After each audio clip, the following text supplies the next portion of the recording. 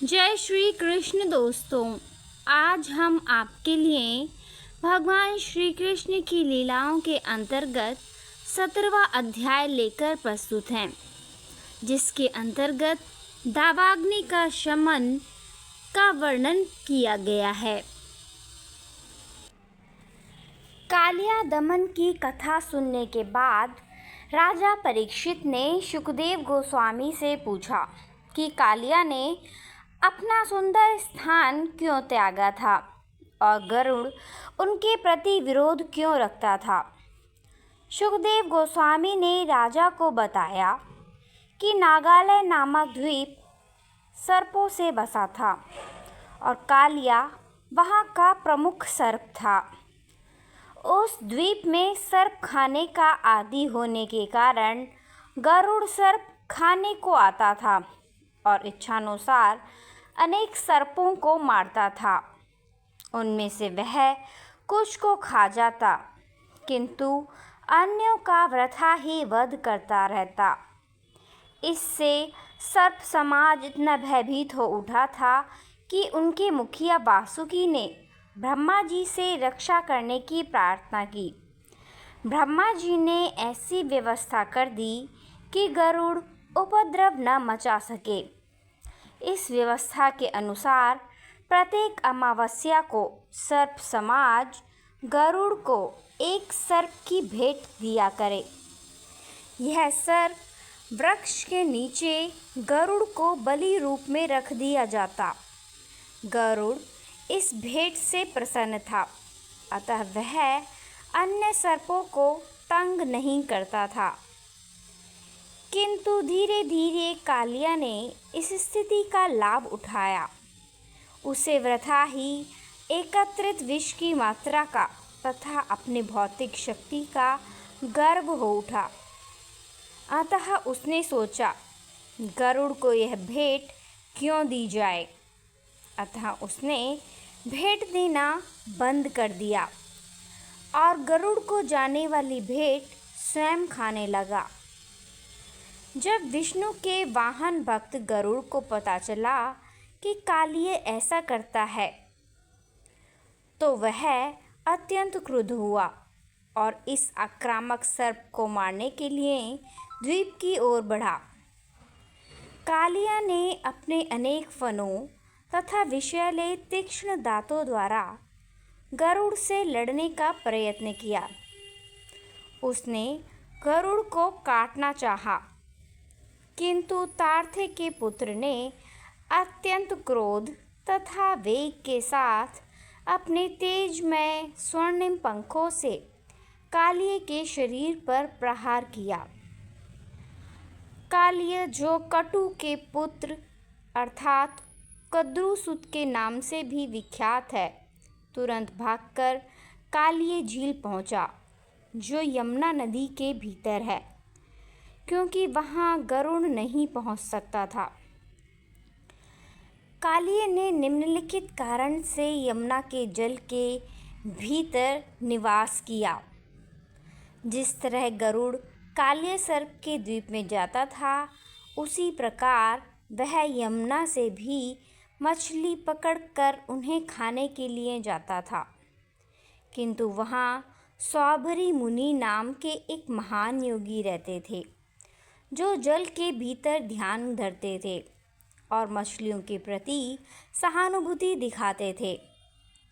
उन्होंने गरुड़ को कहा कि वह मछलियों को तंग करने वहाँ न आए। यद्यपि वह भगवान विष्णु का वाहन होने के कारण किसी की आज्ञा के अधीन न था, किंतु उसने इस महान योगी की आज्ञा का उल्लंघन नहीं किया।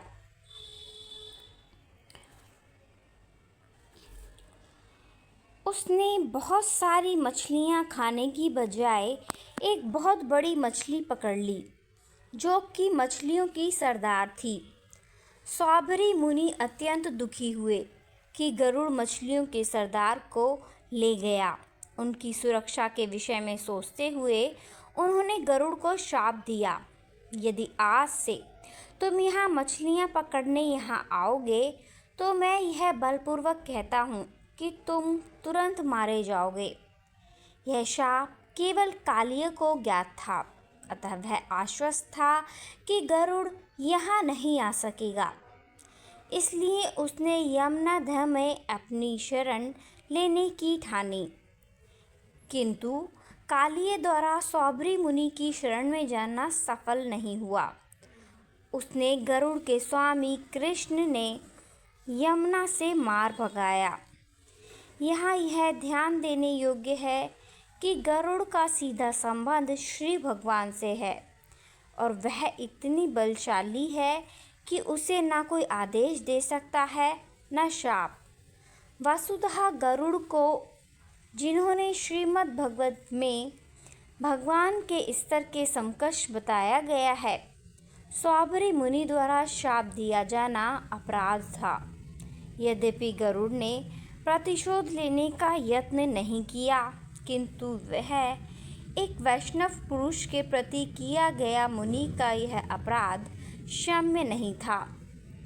इस अपराध के कारण मुनि को अपने योगी पद से नीचे गिरना पड़ा और बाद में भौतिक संसार में इंद्रिय का भोक्ता एक गृहस्थ बनना पड़ा।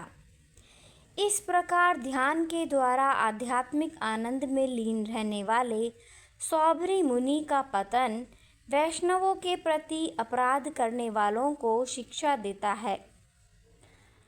जब अंततः कृष्ण कालियादेह से बाहर आ गए तो उनके सारे मित्रों और संबंधियों ने उन्हें यमुना तट पर देखा। वे उन लोगों के समक्ष अत्यंत विभूषित रूप में सारे शरीर में चंदन चर्चित किए, बहुमूल्य रत्नों से तथा मणियों से सुशोभित एवं लगभग पूर्णतया स्वर्ण से आच्छादित प्रकट हुए। वृंदावन के वासियों, ग्वालों, गोपियों, माता यशोदा, महाराज नंद तथा समस्त गायों एवं बछड़ों ने कृष्ण को यमुना से आते देखा और उन्हें ऐसा लगा मानो उनके प्राण वापस आ गए हों। जब किसी को जीवन का पुनः लाभ होता है तो वह स्वभावतः आनंद तथा प्रसन्नता में लीन हो जाता है। उन सबों ने एक एक करके कृष्ण को कंठ से लगाया और अत्यंत शांति का अनुभव किया। माता यशोदा, रोहिणी, महाराज नंद तथा ग्वाले इतने प्रसन्न हुए कि उन्होंने जब कृष्ण का आलिंगन किया तो सोचा कि उन्हें जीवन का अंतिम लक्ष्य प्राप्त हो गया है। बलराम ने भी कृष्ण का आलिंगन किया, किंतु वे हंस रहे थे क्योंकि उन्हें पता था कि जब सारे लोग चिंतामग्न होंगे तो कृष्ण क्या करेंगे। वहाँ पर कृष्ण के प्रकट होने के कारण यमुना तट के सारे वृक्ष, सारी गौएं, बैल तथा बछड़े अत्यंत प्रसन्न थे। वृंदावन के सभी ब्राह्मण तथा उनकी पत्नियां कृष्ण तथा उनके पारिवारिक जनों को तुरंत बधाई देने आए। चूंकि ब्राह्मणों को समाज का गुरु माना जाता है, अतः उन्होंने कृष्ण तथा उनके परिवार को कृष्ण के छूटने पर आशीर्वाद दिए। उन्होंने इस अवसर पर नंद महाराज से दान देने के लिए भी कहा। महाराज नंद कृष्ण की वापसी से प्रसन्न होकर ब्राह्मणों को अनेक गौएं तथा प्रभुत सोना दान में देने लगे। जब नंद महाराज इस तरह व्यस्त थे तो माता यशोदा कृष्ण का आलिंगन मात्र करके उन्हें अपनी गोद में बैठाकर निरंतर अनुपात करती रहीं। चूंकि रात्रि हो चुकी थी और गौओं तथा बछड़ों समेत वृंदावन के समस्त वासी अत्यधिक थके थे, अतः उन्होंने नदी तट पर ही विश्राम करने का निर्णय लिया। अर्धरात्रि में जब सारे लोग सोए हुए थे तो सहसा एक विशाल दावाग्नि लग गई और ऐसा प्रतीत होने लगा मानो यह शीघ्र ही सारे वृंदावन वासियों को निगल जाएगी। उन्हें ज्यों ही अग्नि की तपन का अनुभव हुआ त्यों ही उन्होंने भगवान श्री कृष्ण की शरण ग्रहण कर ली। यद्यपि वे शिशु की भांति खेल में मगन थे, वे सब कहने लगे, हे कृष्ण, हे भगवान, हे बल के अगार प्रिय बलराम, हमें इस सर्वभक्षी तथा विनाशक अग्नि से बचाएं। हमारे पास तुम्हारे अतिरिक्त कोई अन्य शरण नहीं है।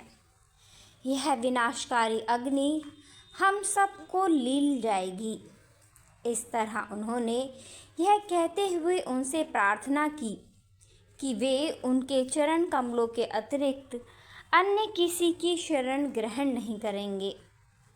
भगवान कृष्ण ने अपने ग्रामवासियों पर कृपालु बन तुरंत ही संपूर्ण दावाग्नि को निगल लिया और उन्हें बचा लिया। यह कृष्ण के लिए असंभव न था, क्योंकि वे इच्छानुसार कुछ भी कर सकने की असीम शक्ति से युक्त हैं। इस प्रकार लीला पुरुषोत्तम भगवान श्री कृष्ण के अंतर्गत दावाग्नि का शमन नामक 17वें अध्याय का भक्ति वेदांत तात्पर्य पूर्ण हुआ। जय श्री कृष्ण, जय श्री कृष्ण। सधन्यवाद।